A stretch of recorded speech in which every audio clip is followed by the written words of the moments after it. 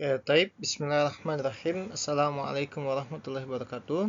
Di bab 9 kita akan mengkaji kisah Nabi Sulaiman dan Ratu Balqis.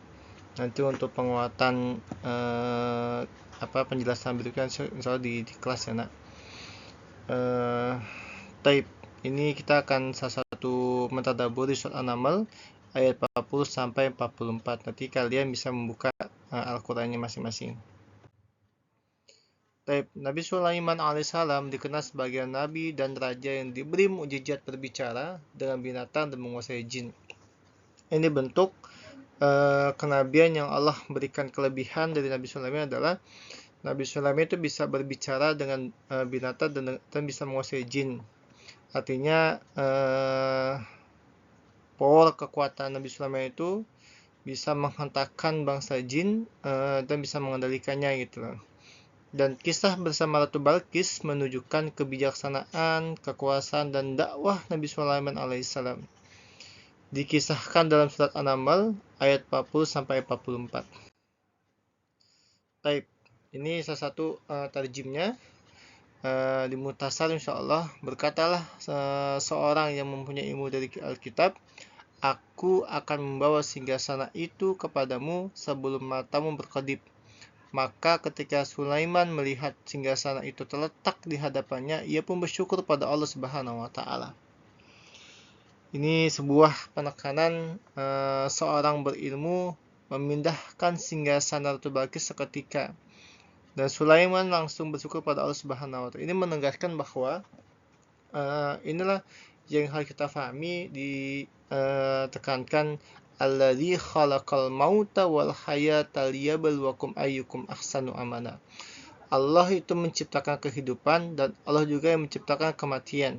Di ayat pertama ditegaskan tabarakalladzi biyadil mulk. Artinya menegaskan Allah yang maha merajai, Allah yang maha menguasai, Allah yang maha berkehendak, Allah yang maha perkasa. Allah berhak menentukan sesuatu yang di luar nalar logika kita. Dan kisah Nabi Sulaiman alaihissalam adalah menjelaskan tentang kebesaran, kemuliaan ayat-ayat Allah Subhanahu wa taala. Nabi Sulaiman alaihissalam berkata, ubahlah singgasananya agar kita lihat apakah dia mengenal atau termasuk orang yang tidak mengenal singgasananya. Ini Nabi Sulaiman menguji kejelasan Ratu Balqis, memberikan pelajaran tentang kejelian dan hikmah yang sangat dahsyat sekali. Maka ketika Balqis datang, dikatakan kepadanya, apakah seperti ini singgasanamu? Dia menjawab, seakan-akan singgasanaku.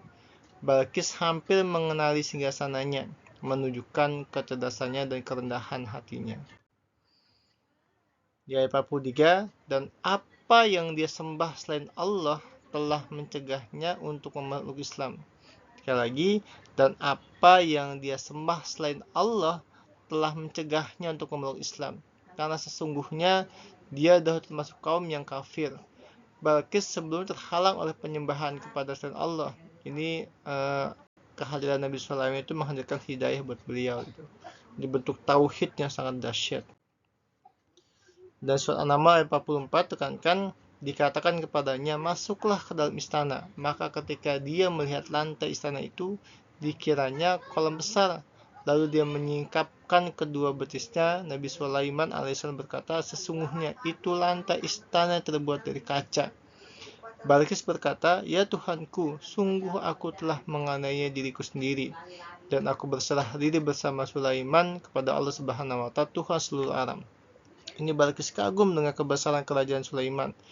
Akhirnya dia beriman dan berserah diri pada Allah Subhanahu wa taala. Sekali lagi ditekankan, ilmu dan kekuasaan harus disyukuri, bukan disombongkan. Dakwah dengan hikmah dan kebijaksanaan lebih efektif daripada dengan sebuah hukum-hukum atau aturan-aturan yang bikin beban objek dakwah kita itu. Keindahan dan keajaiban ciptaan Allah dapat membuka hati manusia. Tab ini salah satu ikhtisarnya. Kisah Nabi Sulaiman dan Ratu Balqis mengajak kita tentang beberapa hal, pentingnya ilmu dan kebijaksanaan dalam kepemimpinan. Kedua, keteguhan dalam menyebarkan tauhid teguh harus bersungguh-sungguh. kesediaan untuk menerima kebenaran dengan rendah hati. Barakallahu fikum. Assalamualaikum warahmatullahi wabarakatuh.